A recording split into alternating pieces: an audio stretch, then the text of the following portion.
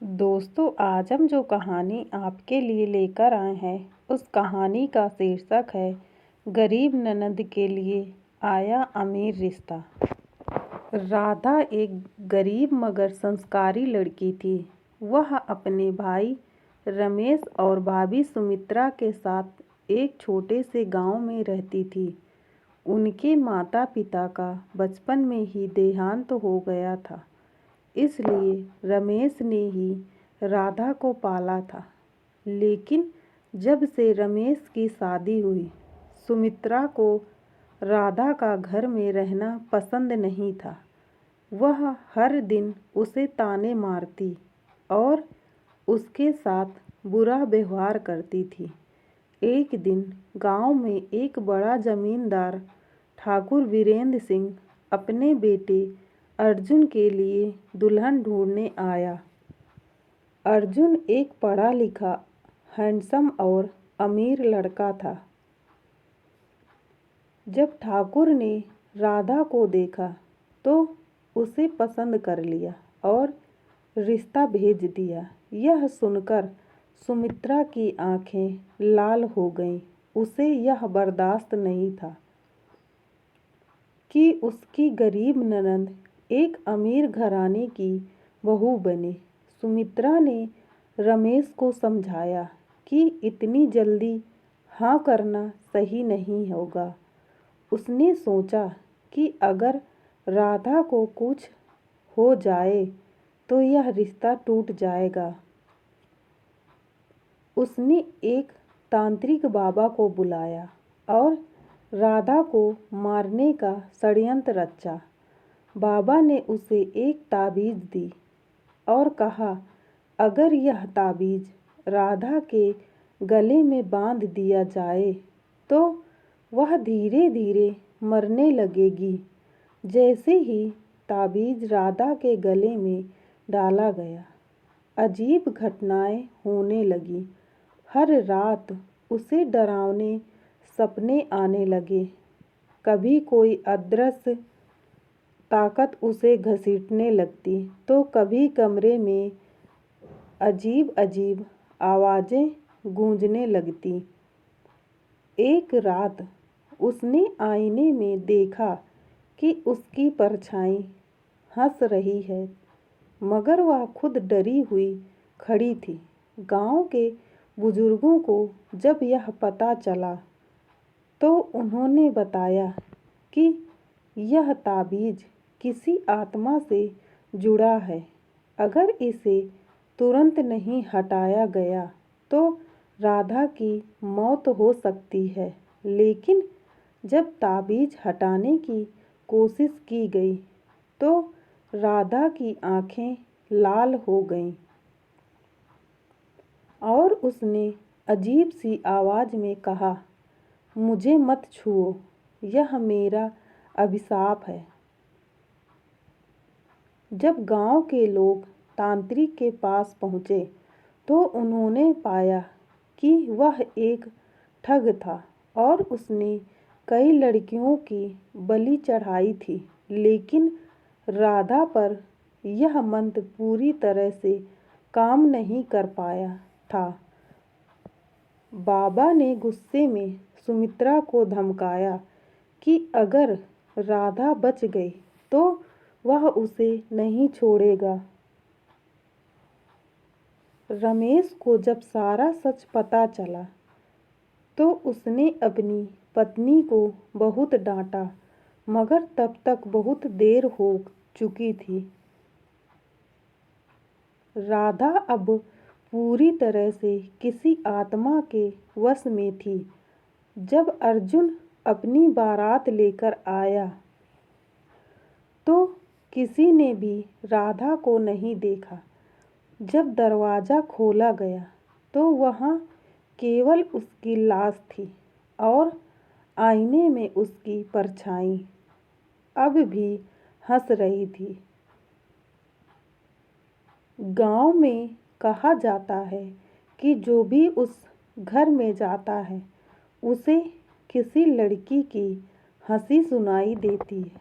वह गरीब ननद जिसका अमीर रिश्ता आया था, मगर जो अब हमेशा के लिए इस दुनिया से चली गई। दोस्तों, ऐसे ही हम एक और कहानी आपके लिए लेकर आए हैं, जिसका शीर्षक है शापित दुल्हन। एक भूतिया प्रेम कथा। एक शाही शादी। राजस्थान के एक पुराने किले में राजा विक्रम सिंह की बेटी राजकुमारी रुक्मणी की शादी का आयोजन हो रहा था। किला दीपों से जगमगा रहा था, ढोल नगाड़े बज रहे थे और पूरा राजमहल खुशियों से भरा था। राजकुमारी की शादी पड़ोसी राज्य के राजकुमार आदित्य सेन से तय हुई थी। लेकिन इस खुशी के पीछे एक बड़ा राज छिपा था। किले के सबसे पुराने हिस्से में एक रहस्यमयी कमरा था, जिसे शापित कक्ष कहा जाता था।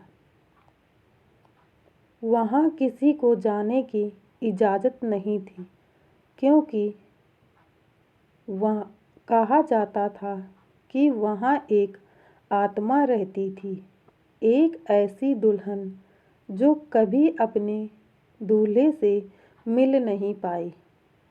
शादी के एक दिन पहले राजकुमारी रुक्मणी उत्सुकतावश उस शापित कक्ष में चली गई।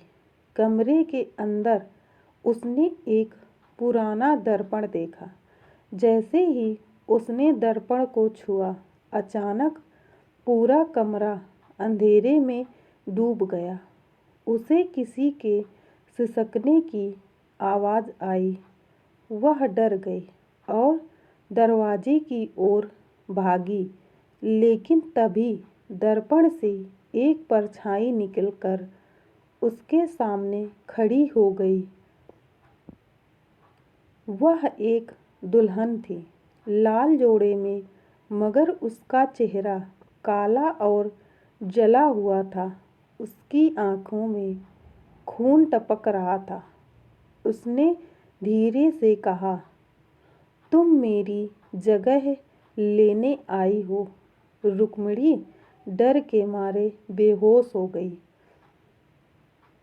जब रुक्मणी होश में आई तो वह राजमहल के अपने कक्ष में थी, लेकिन अब वह पहले जैसी नहीं थी। उसकी आंखों में एक अजीब सी चमक थी और वह अजीब अजीब बातें कर रही थी। महल के पंडितों ने बताया कि उस पर किसी आत्मा का साया है।